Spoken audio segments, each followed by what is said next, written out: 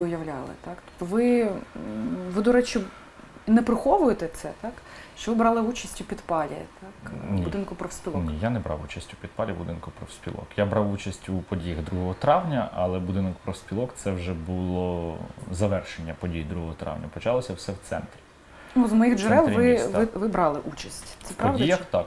Я брав участь в подіях 2 травня і як міг, тоді намагався захистити своє місто від російської експансії. Стосовно підпалів, то 4 з 5 джерел запалення вони були всередині. І члени Одеського правого сектору, котрий я на той момент очолював, брали участь в порятунку людей з палаючої будівлі.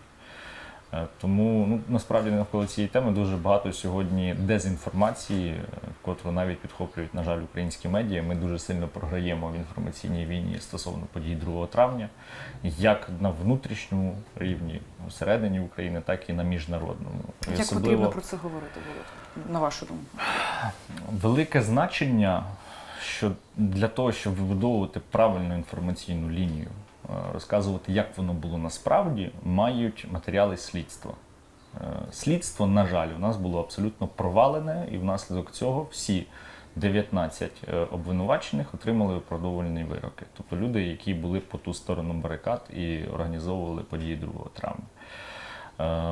Ми повинні, це насправді питання дуже глибоке, дуже складне і комплексне, тому що воно впирається не тільки в події 2 травня, а й загалом в інформаційну політику висвітлення того, що відбувається в Україні. Тому що якщо звернути увагу на те, яку інформацію мають люди, які проживають в країнах Заходу, в Сполучених Штатах, то багато новин вони дізнаються з точки зору російської пропаганди сьогодні. Тобто у нас немає ніякого мовлення, яке би якісно працювало на міжнародному рівні. І, мабуть, недостатньо зусиль докладають наші політики на міжнародній арені. Навіть стосовно теми 2 травня, у нас про це кажуть, що це виключно траурна дата, але ніхто з політиків не говорить про те, що в цей день фактично було зупинено російську агресію в місті і було зламано хребет Донецькому сценарію. То ви знали, що там вже що може бути Одеська Народна Республіка, умовно кажучи, так?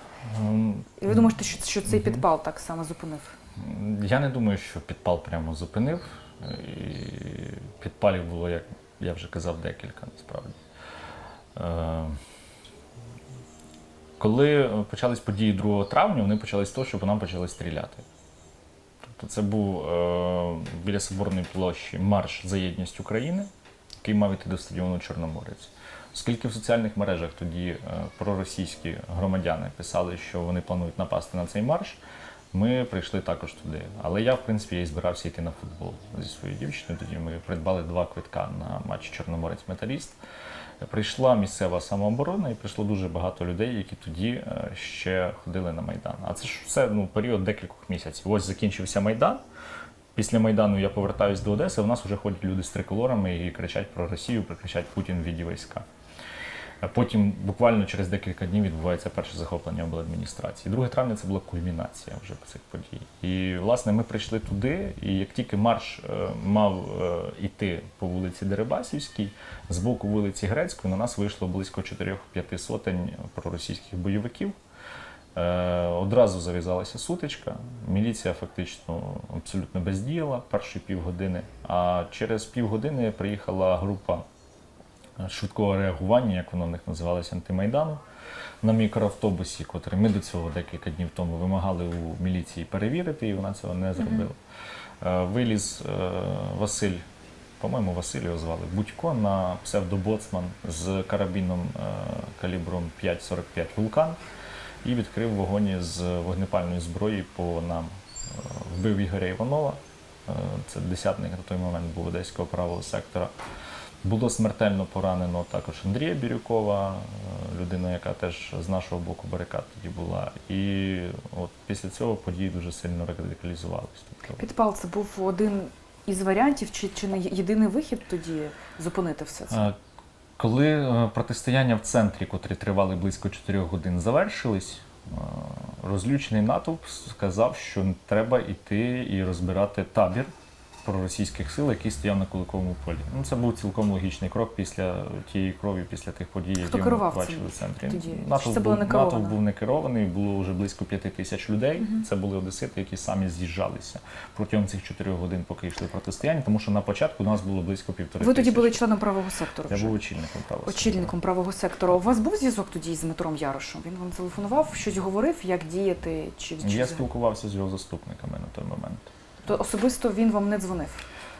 Я в той день, чесно, вже не пам'ятаю, чи я спілкувався саме з Дмитром в процесі. Я пам'ятаю, що я спілкувався з його заступником по лінії добровольчого українського корпусу з Андрієм Стемпіцьким. Так. Це я точно пам'ятаю. Що З Ярошем, можливо, я теж говорив. Що просто він, вже що не він вам пригадую. казав?